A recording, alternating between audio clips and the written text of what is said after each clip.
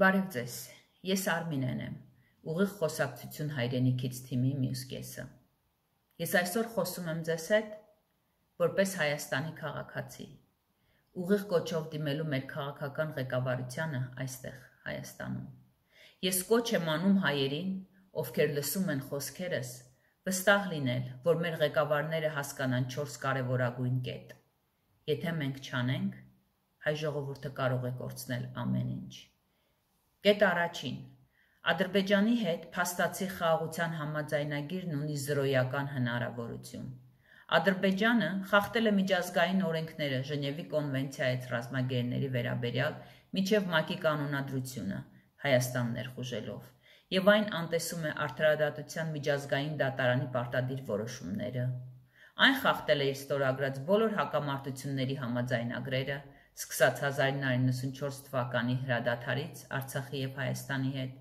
մինչև 2020 թվականի զինադադարի մասին հայտարարությունը։ Ադրբեջանին չի կարելի վստահել։ Արևմուտքը նույնպես չի կարող երաշխավոր լինել։ Արևմուտքը ձախողվեց որպես Ուկրաինայի երաշխավոր, երբ այն Բուդապեշտի հուշագրով հրաժարվեց միջուկային զենքից։ Մենք տեսանք, թե ինչպես է Արևմուտքը լքել Հայաստանը խորհրդային ճնշումներին եւ թուրքական ներխուժմանը առաջին համաշխարհային պատերազմից հետո, երբ չկարողացավ կիրառել նախագահ Վիլսոնի պարտավորեցնող որոշումը։ Կետ երկրորդ.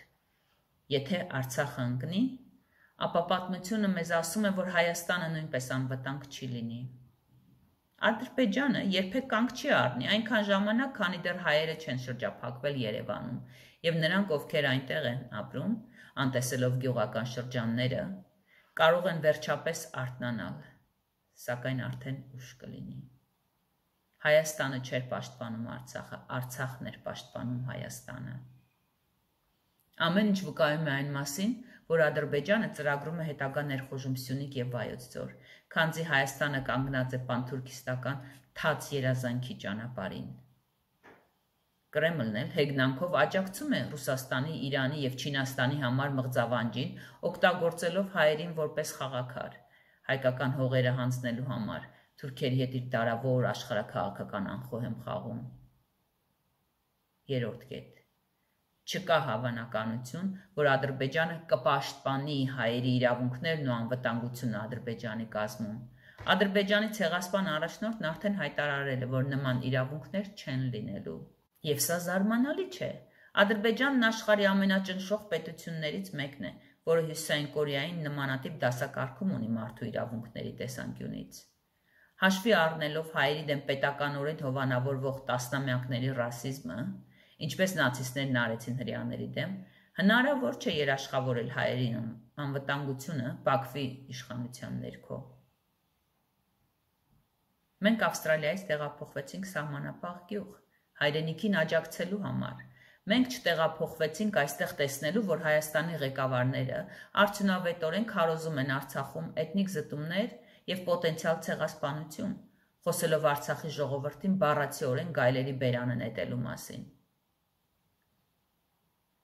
Չորրորդ կետը լուծումն է։ Բարձրաձայնեք ճշմարտությունը, որ Արցախը երբեք չի եղել ինքնիշխան Ադրբեջանի մաս, քանի որ այն իրավաբանորեն առանձին սուբյեկտ էր 3 տարի առաջ, երբ Բաքուն առաջին անգամ 1991 թվականին դարձավ դե յուրե միջազգայինորեն ճանաչված պետություն, որը կարող էր տարածք պահանջել։ Այսպիսով, Հայաստանը կարող է ճանաչել Ադրբեջանի տարածքային ամբողջականության օրինական պահանջարկը, որը խորհրդային օրենսդրությամբ չի ներառում նախկին Լեռնային Ղարաբաղի ինքնավար մարզի տարածքը։ Իդեպ, այլ պետություններ շրջապատում են ինքնիշխան սուբյեկտներին, օրինակ Լեսոտոն։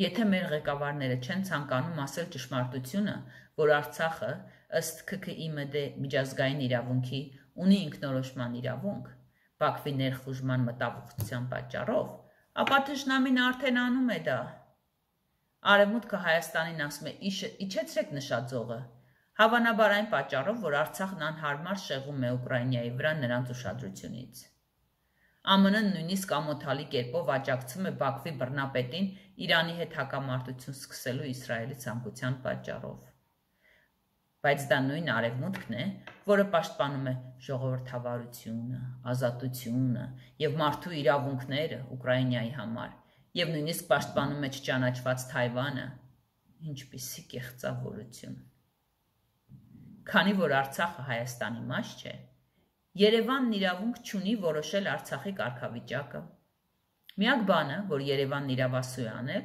տարբերակների մասին ճշմարտությունն ասել է, որպեսզի Արցախցին որոշի իր ապագան։ Ամփոփելով, մենք այստեղ չենք եկել տեսնելու կապիտուլացված Հայաստանի անխուսափելի քաոսը, եթե Արցախը էթնիկապես մաքրվի, հազարավոր զոհերով, հազարավոր փախստականներով եւ արևմուտքի կողմից միամիտ մտածողությամբ խթանվող հետագա ներխուժումներով։ Որպես առաջնորդներ, դուք չպետք է ստորագրեք կեղծ խաղաղության համաձայնագիր առանց երաշխիքների եւ ինչեւ է, բռնության տակ ստորագրելն անօրինական է Վիեննայի կոնվենցիայի համաձայն։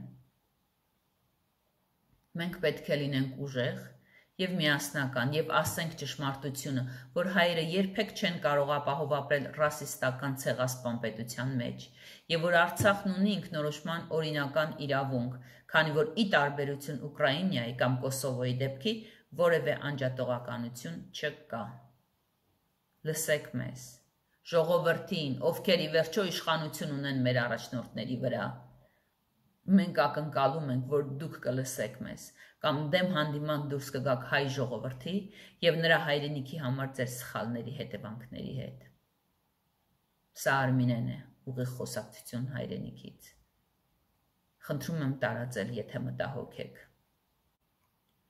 Hi, I am Armenian, the other half of the Straight Talk from the Homeland team.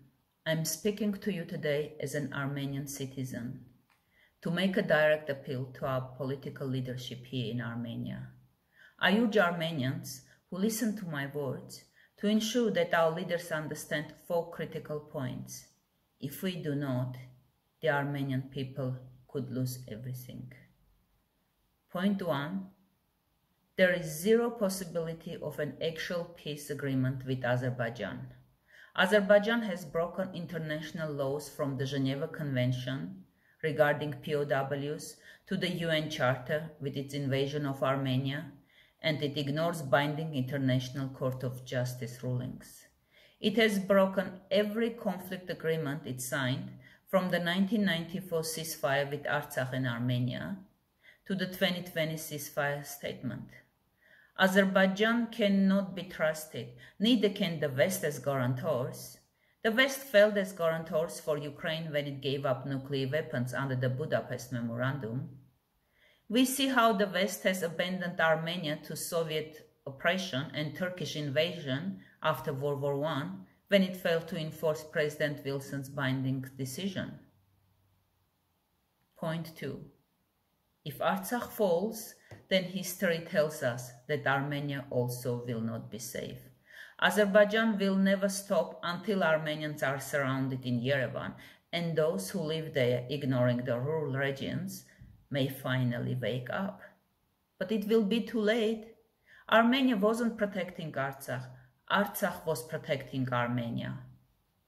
All indications are that Azerbaijan plans to further invade Syunik and Vayotdzor, as Armenia stands in the way of pan-Turkic wet dream. The Kremlin, ironically, supports that nightmare for Russia, Iran, and China, using Armenians as pawns to give away Armenian lands in its reckless centuries-long geopolitical game with Turks. Point 3. There is no possibility that Azerbaijan will protect the rights and security of Armenians within Azerbaijan. Azerbaijan's genocidal leader has already stated that there will be no such rights. This is not surprising. Azerbaijan is one of the world's most oppressive states, ranked similar to North Korea for human rights. Given the decades of state-sponsored racism against Armenians, like Nazis did against Jews, it's not possible to guarantee the safety of Armenians under Baku's rule. We moved from Australia to Border Village to help support the Homeland.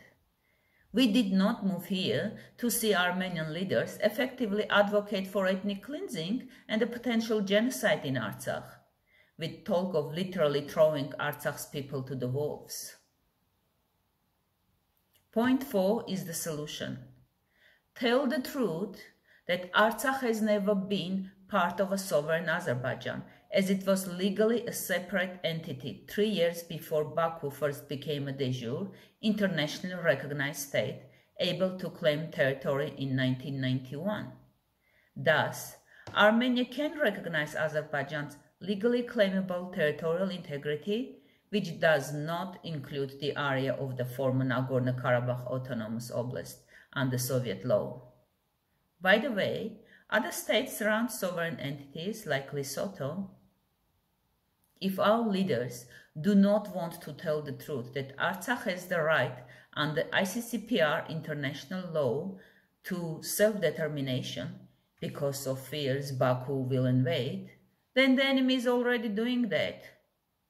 The West tells Armenia to lower the bar, presumably because Artsakh is an inconvenient distraction to their focus on Ukraine. The US even shamefully supports the dictator of Baku because of Israel's desire for conflict with Iran. But it's the same West that advocates democracy, freedom, and human rights for Ukraine, and even defends unrecognized Taiwan. Call out this hypocrisy. As Artsakh is not part of Armenia, Yerevan has no right to determine the status of Artsakh. The only thing Yerevan is entitled to do is to tell the truth about the options so the Artsakh people can decide their future. In summary, we did not come here to see the inevitable chaos of a capitulated Armenia if Artsakh is ethnically cleansed, with many thousands killed and thousands of refugees and further invasions with naive thinking pushed by the West. As leaders, you must not sign a false peace agreement with no guarantees, and it's illegal to sign under duress anyway, in accordance with the Vienna Convention. We must be strong and united and tell the truth that Armenians can never live safely within a racist genocidal state, and that Artsakh has the legal right to self-determination because, unlike Ukraine or the case of Kosovo, no separatism is involved. Hear us, the people who ultimately hold the power over our leaders. We expect you to hear us or face the consequences of your mistakes for the Armenian people and their homeland.